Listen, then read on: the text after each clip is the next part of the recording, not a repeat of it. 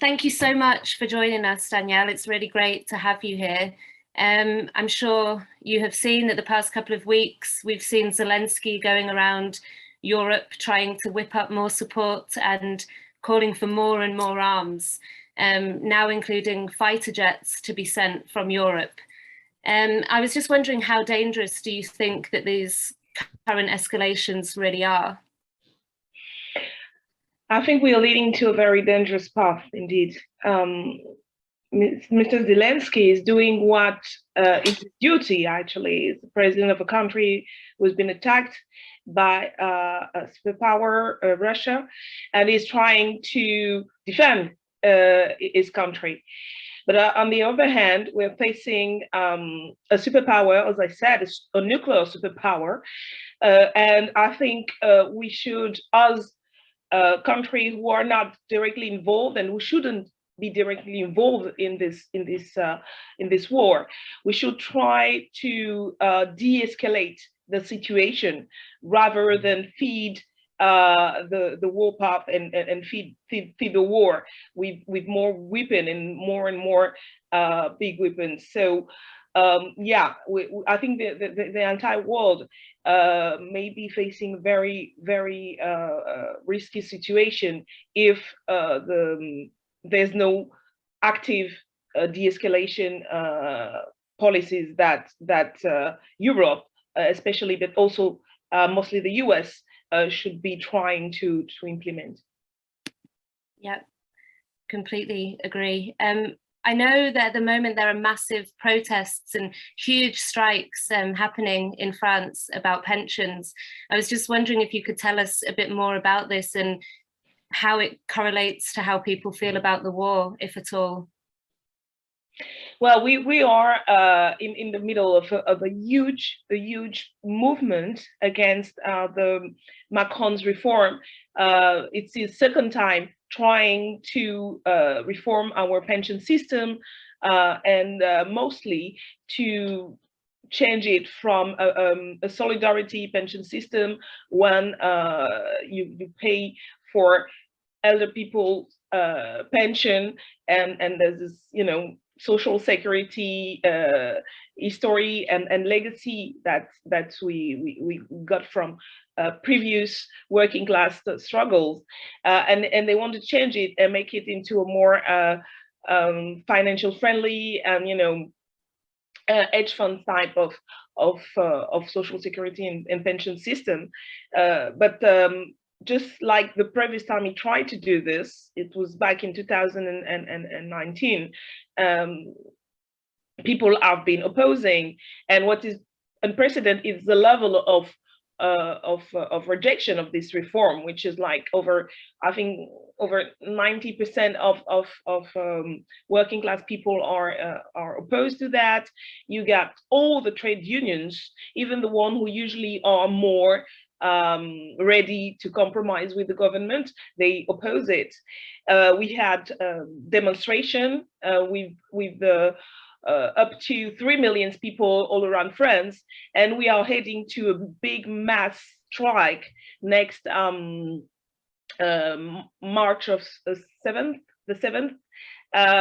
just before the International Women's Rights Day, which was also a very it was done on purpose, because women will be the most affected by this reform, which intend to delay retirement age. So yeah, this is a mass movement, which is very uplifting, because we needed that, and people are fighting back, and they're very determined to fight back. People are ready for the country to go to a standstill. There's mass support for strike, which is very interesting.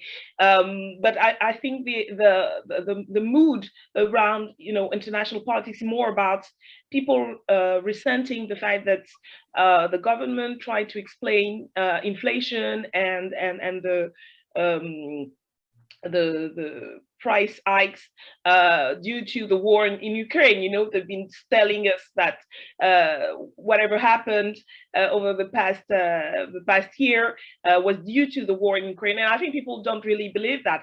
There's of course there's solidarity with the people of Ukraine, because they've been attacked, and there are refugees here in France, and people of course want them to be able to live in peace, but at the same time they don't buy the argument that you know, everything is because of Ukraine, and also they don't really believe that the choices that are made to put money in military budget. For instance, it's been announced that over the next couple of years, the government will spend billions on the military budgets. Of course, some of them may be necessary, because when you do have an army and a defense policy, you have to put money on that. But compared to the cuts that are made on, for instance, hospitals, schools, and stuff like that, people are really questioning the logics and the legitimacy of those decisions. So I think globally, you have a solidarity with the people of Ukraine, and at the same time distrust towards Macron and the government, and mostly, you know, warmongers and people saying that we have to go to war, and people are wondering, why should we get involved in that? We have problems at home, and of course we have to make sure that, you know, people don't get killed, and this war stops, but not at the expense of you know, peace, world peace, and also at the expense of our own daily lives. So I would say that's the mood at right now, and especially the mood is very militant, and very it's a class struggle kind of mood, which is very interesting. Yeah, definitely, it's very interesting, and I feel like it's exactly the same here, to be honest, you know. But victory to your workers and to everyone that's striking there, and I hope that all goes well. Yeah, I get to say that we've been also looking at what is happening over there in the UK, because I think the strike wave started earlier in the UK, and people were quite impressed, especially when, you know, how hard it has been over the past decades in the UK, and you know, working class people undergoing massive repression back in the 80s and the 90s and stuff like that. So I think it's very there's a sense of what is happening here also echo what is happening elsewhere, especially in the UK, and I think it's a very interesting time for international working class solidarity, and it's very important also to mix it with the kind of, you know, anti-war, and to say that there's an alternative to you know, imperialism, which is, you know, working class solidarity, and another world is possible in which we decide what is worth fighting for, rather than war, but, you know, peace and climate change, and facing climate change and stuff like that. So yeah, it's yeah, definitely. Thank you so much. That's amazing. I completely agree. It's such an interesting time. I'm not sure if you have seen, but unlike anything that we have ever seen here before, there is just an unprecedented cross-party consensus here in support of sending more arms to Ukraine and continuing the war. What is the situation like in France, and how is the anti-war movement in France responding to it, if at all?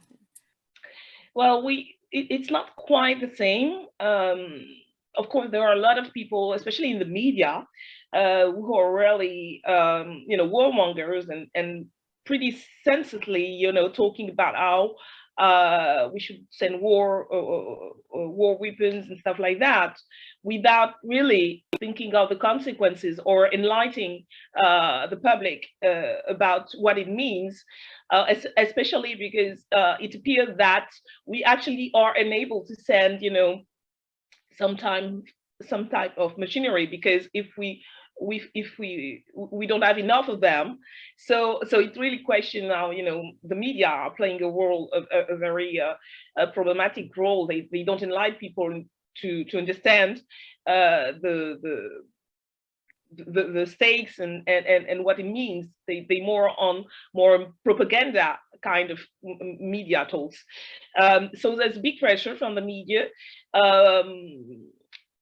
Part of the parties, even on the left, even parties like the Green Party, who used to be quite, anti-war and more like on the pacifist side, is on the side of, escalation. They are not the most,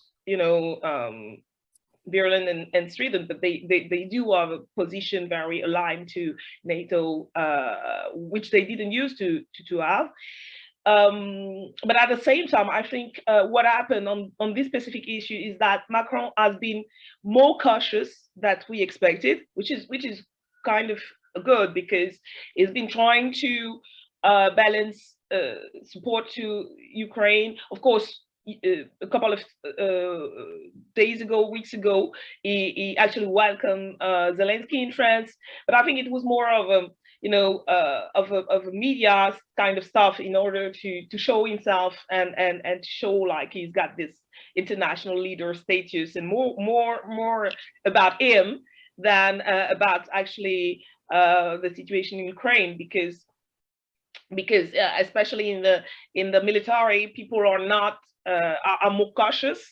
So and as for us, I think the France Insoumise movement has been the main anti-war political party, and we've been advocating for peace. We've been advocating for finding and playing a role in finding peace talks and organizing peace talks, and saying that French should be non-aligned in this issue, which doesn't mean we should be neutral.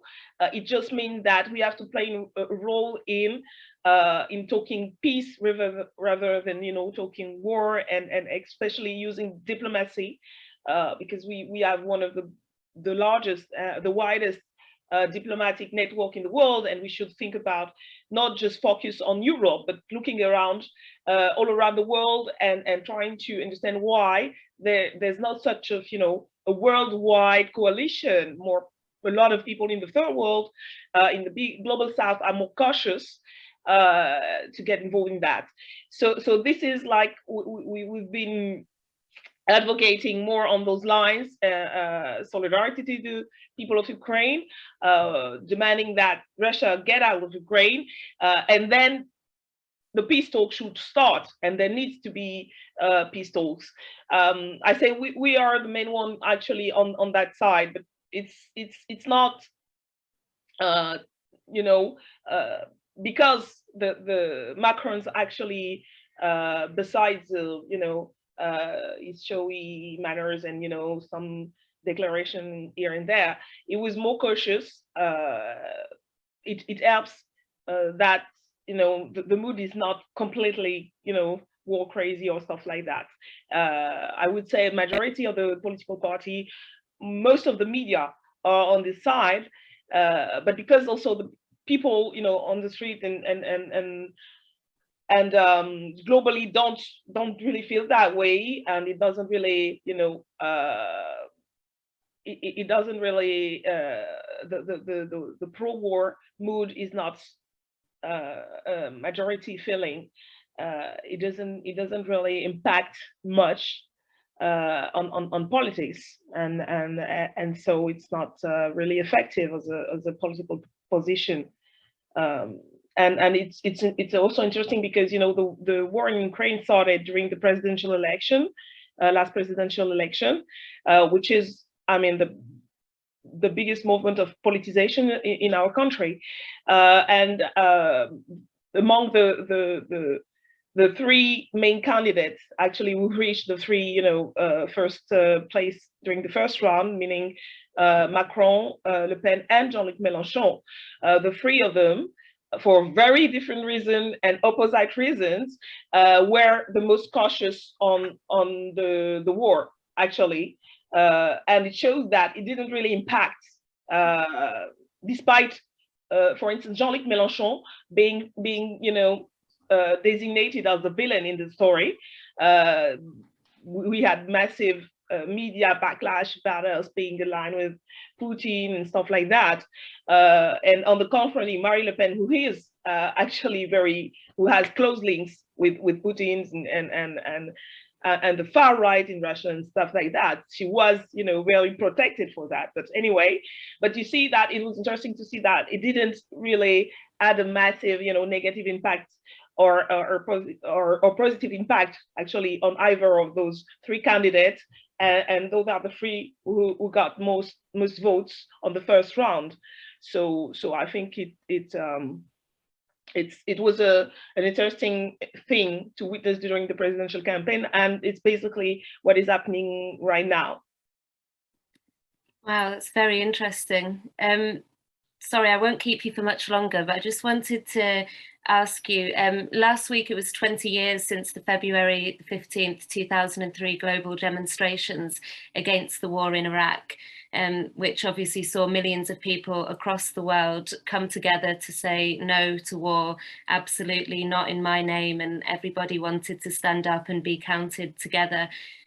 How important politically and historically do you think that February the 15th was? And do you think it bears any significance to the importance of protests now in the current situation? Yeah, February the 15th was a massive event. I mean, it was like the second world superpower, rising, and it was, I mean, for me personally and politically, my political formation and stuff, it was a momentous event. I think it was a kind of a turning point, even though it didn't prevent the war happening. I think it showed on an unprecedented scale the power of the people, getting together for the right reasons, and showing their own governments how powerful we could be. And I think, yeah, it's an historical event, and we should celebrate it in the best way, which is keeping the anti-war movement, despite the propaganda media and warmongers everywhere.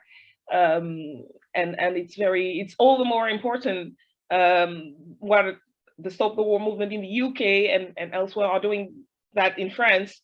We don't have such a large anti-war movement. We still, have anti-war activists, but it's not on the same scale as it is in the UK, for instance. So it's an inspiration as activists, and it's a huge help to see that it's still powerful, and it's still standing against the government and the propaganda, and despite being sometimes vilified but remembering that demo in 2003 and remembering what we were capable of, I think it's an important legacy, and it's important, and not just legacy because it's present time. We're still, I mean, the Middle East is still in chaos because of what happened, those wars in Afghanistan and in Iraq, and now war is happening in Western Europe, and close to Western Europe. It's not Western Europe per se, but it's very in Eastern Europe.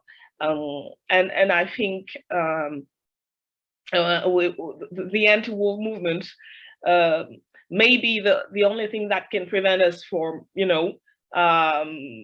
more escalation and dangerous time. So it's all the more important that we keep building this movement, and you over there in the UK and internationally keeping, you know, this anti-war network strong, and keeping, you know, having those conversations and exchanging experiences to strengthen our spirit and also our movements. Thank you so much, Danièle. It's been really, really interesting to speak to you. Thank you. I would just finally, I know you can't join us next week in London, but please could you give us a quick message, just telling people why it's so important for them to join the demonstrations, either here in London or there are demonstrations happening all across Europe.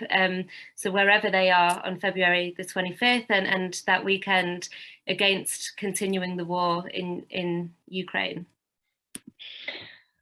Yeah, I think that demonstrating right now against the war is maybe the most important thing to do in support of the people undergoing Russia's attack, in support also of in support, first of all, of Ukrainian people, because what is needed here is peace, and peace starts with, of course, Russia out of Ukraine, and negotiation and diplomacy playing a role in order for the war to stop. So I think only people demonstrating, only an anti-war movement can manage to force governments to lead and to change path, and to start working toward peace rather than toward war. So people in the UK and all around the world